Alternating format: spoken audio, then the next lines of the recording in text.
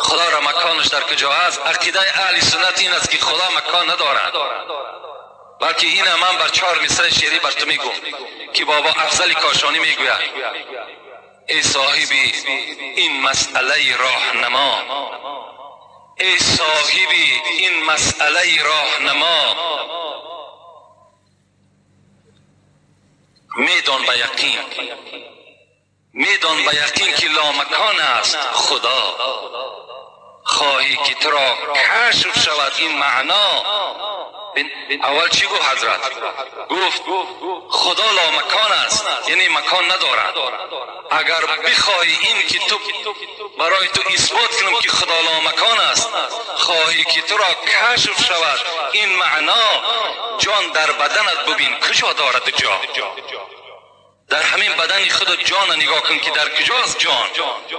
تو جان مکانش نمیدانید. از این خاطر مادام جان که مکان ندارد، خدای تو هم مکان ندارد. در همه جا خدای تو موجود است. شعر حجت نمی شود ای گمراهان. حجت ما قرآن و سنت است و همین قرآن و سنت هم به فهم صحابگان و تابعین و تبع التابعین قرن اول دوم سوم فهمیده می شود. خدا را مکانش در کجا است؟ عقیده اهل سنت این است که خدا مکان ندارد، بلکه این من بر 4 مصرع شعری بر تو میگم که بابا افضل کاشانی میگوید: ای صاحبی این مسئله راهنما، ای صاحبی این مسئله راهنما، میدان به یقین، میدان به یقین که لامکان است خدا. خواهی که تو را کشف شود این معنا. اول چی گفت حضرت؟ گفت خدا لامکان است، یعنی مکان ندارد. اگر بخواهی این که تو برای تو اثبات کنم که خدا لامکان است، خواهی که تو را کشف شود این معنا، جان در بدنت ببین کجا دارد جا. در همین بدن خود جان نگاه کن که در کجاست جان. تو جان مکانش نمیدانید. از این خاطر مادام جان که مکان ندارد، خدای تو هم مکان ندارد. در همه جا خدای تو موجود است. یکم دفعه ما قرآن حدیث هم میگیم، یک آدم شعر میخوانه. های بیدل صاحب چی میگی؟ شعر میگی. حافظ صاحب چی میگی؟ مولانا صاحب چی میگی؟ فردوسی صاحب چی میگی؟ در شاهنامه گپ زده. من گفتم تو فردوسی و بیدل و این ملای قرن 7 8 است. گفتم تو یاره که قرآن برابر که رسول الله صلی الله علیه و الله را نشناختی، ما قدر الله حق قدره. گفت خو خی چطور میشه؟ گفتم این گپا را در دیوال ده. اینا خو بیچاره پیامبر بودن؟ نه. حتی صحابه بودن؟ نه. ائمه مجتهدین بودن؟ نه. پس هم پیدا شد شاعرها که است نظر به اون فکر افکار شعر میگه. چه قلم داره میگه. اگه خوب بود خوب، بد بود بد. عقیدهش خراب بود، بسیار شعرهای خراب میگه. عقیدهش خراب بود، خراب. عاشق بود، شعرهای عاشقی میگه. خدا را مکانش در کجا است؟ عقیده اهل سنت این است که خدا مکان ندارد، بلکه این من بر 4 مصرع شعری بر تو میگم که بابا افضل کاشانی میگوید: ای صاحبی این مسئله راهنما، ای صاحبی این مسئله راهنما،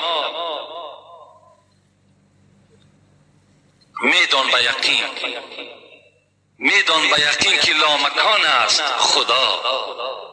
خواهی که تو را کشف شود این معنا. اول چی گفت حضرت؟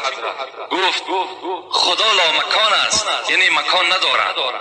اگر بخواهی این که تو برای تو اثبات کنم که خدا لامکان است، خواهی که تو را کشف شود این معنا، جان در بدنت ببین کجا دارد جا. در همین بدن خود جان نگاه کن که در کجاست جان. تو جان مکانش نمیدانید. از این خاطر مادام جان که مکان ندارد، خدای تو هم مکان ندارد. در همه جا خدای تو موجود است. الله سر عرش است. امام ابو حنیفه رحمه الله میگه کسی که قائل باشه که الله سر عرش نیست کافر است. الله مکان است. الله سر عرش است. امام ابو حنیفه رحمه الله میگه کسی که قائل باشه که الله سر عرش نیست کافر است. الله مکان است. الله مکان است. الله مکان است. لیکن آرام باش، آرام باش. منهج صوفیگی دیوانگی را اینجا نبیار. اینجا رقص کردن نیست. کسی که قائل باشه که الله سر عرش نیست کافر است. میدان به یقین که لامکان است خدا. از این خاطر مادام جان که مکان ندارد خدای تو هم مکان ندارد. خدا لامکان است یعنی مکان ندارد. الله سر عرش است. امام ابو حنیفه رحمه الله میگه کسی که قائل باشه که الله سر عرش نیست کافر است. از این خاطر مادام جان که مکان ندارد خدای تو هم مکان ندارد. الله سر عرش است. امام ابو حنیفه رحمه الله میگه کسی که قائل باشه که الله سر عرش نیست کافر است. خدا لامکان است یعنی مکان ندارد. الله سر عرش است. امام ابو حنیفه رحمه الله میگه کسی که قائل باشه که الله سر عرش نیست کافر است. حالا سخنیه که از بگویم داعی های مذهب ماتریدی در فقه حنفی و یکی از کسانی که مردم را دعوت به سوی گمراهی در مسئله الله شناسی میکند گوش بکنیم که این حاجی مرزا است که چی میگوید. خدا را مکانش در کجا است؟ عقیده اهل سنت این است که خدا مکان ندارد، بلکه این من بر 4 مصرع شعری بر تو میگم که بابا افضل کاشانی میگوید ای صاحبی این مسئله راهنما، ای صاحبی این مسئله راهنما، میدان به یقین، میدان به یقین که لامکان است خدا. خواهی که تو را کشف شود این معنا. اول چی گفت حضرت؟ گفت خدا لامکان است یعنی مکان ندارد. اگر بخواهی این که تو برای تو اثبات کنم که خدا لامکان است، خواهی که تو را کشف شود این معنا، جان در بدنت ببین کجا دارد جا. در همین بدن خود جان نگاه کن که در کجاست جان. تو جان مکانش نمیدانی. از این خاطر مادام جان که مکان ندارد خدای تو هم مکان ندارد. در همه جا خدای تو. اکثر مردم افغانستان، پاکستان و هندوستان ماتوریدی است. ابو منصور ماتوریدی در قرن 4 در اونجا آمد دنبال از او روان است. عقیده که صحابه داشت، تابعین داشت، تابعین داشت، پشت از او نمیگرده. امروز ببره برادرای احنافی ما را بگو شما با کدام عقیده امام ابو حنیفه رحمه الله هستی یعنی؟ و میگه ما در مذهب امام ابو حنیفه رحمه الله فروعان هستیم، در احکام هستیم، در عقیده نیستیم. خیر در عقیده کیستی؟ ماتوریدی است. امام ابو حنیفه رحمه الله عقیده را نمیخوانید چی؟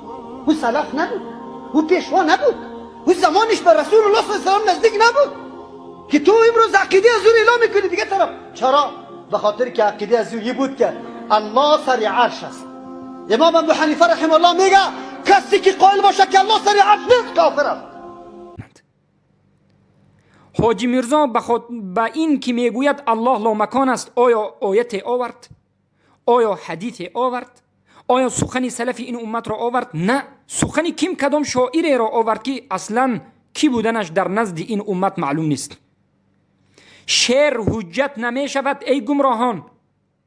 حجت ما قرآن و سنت است و همین قرآن و سنت هم به فهم صحابگان و تابعین و تبع التابعین قرن اول دوم سوم فهمیده می شود، نه بقیه به همه انسان ها.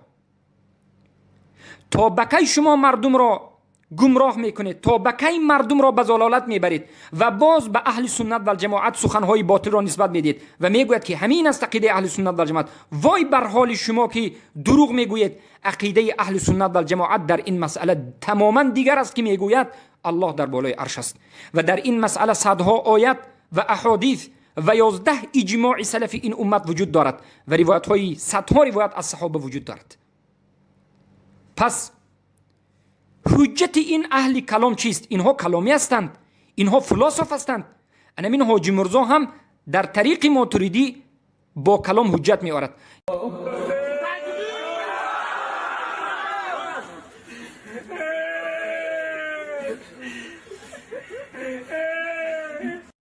یکم دفعه ما قرآن حدیث میگیم، یک آدم شعر میخوانه، های بیدل صاحب چی میگی؟ شعر میگی. حافظ صاحب چی میگی؟ مولانا صاحب چی میگی؟ فردوسی صاحب چی میگی؟ در شاهنامه گپ زده.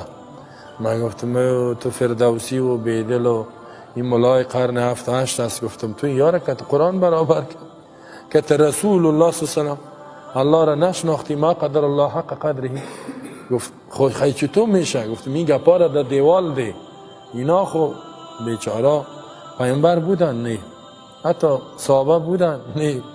ائمه مجتهدین بودن نه پسان پیدا شد شاعرها که است نظر به اون فکر افکار شعر میگه چه قلم داره میگه اگه خوب بود خوب بد بود بد عقیدهش خراب بود بسیار شعرهای خراب میگه عقیدهش خراب بود خراب عاشق بود شعرهای عاشقی میگه اگه چرسی بود با چرس تعریف میکنه پودری بود پودره شراب خور بود می و شراب میگه پشت می مثل حافظ چی میگه با می سجاده رنگین کن گرت پیر مغان گوید که سالک بیخبر نبود ز راه و رسم منزل ها یعنی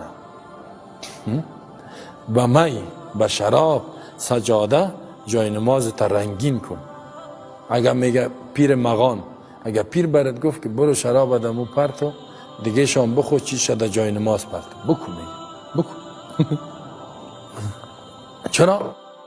چرا این کار کنم یه خدا اسلام میگه انما الخمر در قرآن میگه انما الخمر والمیسر والانصاب والازلام رجس من عمل الشیطان این خوب پلیتی عمل شیطان فاجتنبوه الله میگه اجتناب کنین این میگه که ز سالک بیخبر نبود میگه سالک پیر که بیخبر نیست ز راه و رسم منزل ها راه و رسم او هم میفهمه گپ پیر میگه علم حال است گپ الله قال است میگه قال میگه حال میگه حال بالاست میگه توبه نه گمراه علی فهمیده میشه که حافظم چی بوده چند دان آدمی نبودن گمش که چند دان آدمی نبودن یعنی یک شعر حافظ یادم آمد ما قبل شعر نمیگردم خب مولانا را ببینی شعرهای میگه که به زبان نمیاد خب یقین کنی شعرهای زوره بگیم میگریزین شما خب استاد نمیشین